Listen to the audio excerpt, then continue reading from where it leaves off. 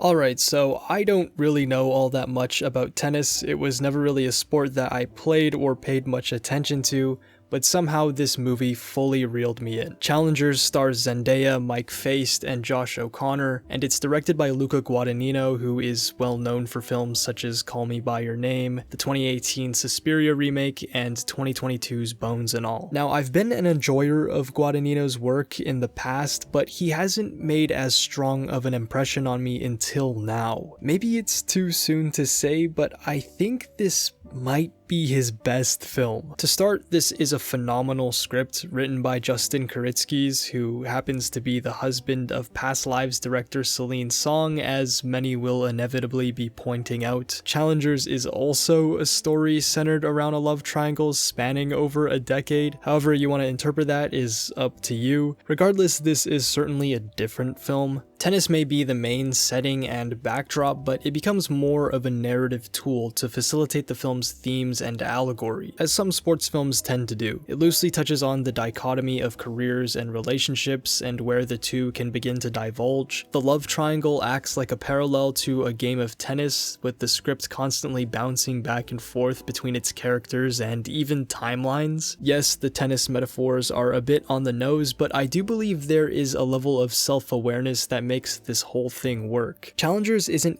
explicitly a comedy, but it doesn't take itself too seriously either, creating a nice balance of levity and drama. This ultimately sets Guadagnino up for some great stylistic opportunities. While Kuritzky's script creates a stellar skeleton for the film, it's the direction and technical proficiency that bring it all together. As a filmmaker, Guadagnino is one of those granular visionaries who likes to focus on the subtleties of a performance. What is so intrinsic to the brilliance of Challengers is the dynamic between the three leads. Zendaya, Faist, and O'Connor are seemingly engaging in a meticulously choreographed dance of intimacy. There is an ever-present chemistry between them, but they each have their own unique differences that maintain a constant tension. They're in a permanent game of tennis, with their philosophical outlooks on life and the sport constantly being either at odds or in tune with one another. This is my favorite performance from Zendaya to date. She brings the intensity and allure necessary for such a role. As we witness this generation of stars take shape, she will continue to spearhead cinema with performances like this one. I don't need any more proof now to know that she is talented. Mike Faist and Josh O'Connor are also amazing. They are the yin and yang of the film, both nailing the snarky, lustful attitudes while operating in a relationship that blurs the lines and conflicts with Zendaya's character. O'Connor impressed me the most, with this being the first time I've seen a performance from him. He encapsulates this quick-witted and covertly egotistical mannerism so effectively that as the audience, you're constantly on the fence, unable to decide if you like him or not. Faist plays someone greatly influenced by O'Connor's character, but is in some ways the more reserved one. The three leads have to portray their characters across different ages, and I was consistently impressed by how well they were able to depict growth, or lack thereof, between narrative time jumps. Although not as deeply explored, the characters in this film bring so much life and caffeinated idiosyncrasy to the mix. As for the sexual nature of Challengers, the film manages to have no sex scenes, but somehow snatch the title for Sexiest Film of the Year, all thanks to its attentive direction and performances. Guadagnino and cinematographer Mukdeep Prom know exactly when to use a close-up or a wide, and exactly how to block each scene. The warmth and halation of the film stock paired with the swift camera movement make for an endlessly pleasurable viewing experience. Although some might not take a liking to the cheesiness that this film inevitably indulges in, I absolutely loved it. They fully commit to going off the rails with the climax, sticking the camera in places I could not have anticipated. If you've seen the film, you know what I mean. Challengers goes all out with its style, complementing the already off-kilter script. From a technical standpoint, it's fire firing on all cylinders, with the slow motion sweatiness being the cherry on top. The editing is especially a standout element, helping to create a masterfully paced film. I was in awe of how editor Marco Costa cut everything together so seamlessly. In particular, there is a scene that involves a tennis match with Zendaya that lulls you into the back and forth of the game when all of a sudden a jarring, quick cut happens that communicates a significant consequential plot point in the matter of a few seconds.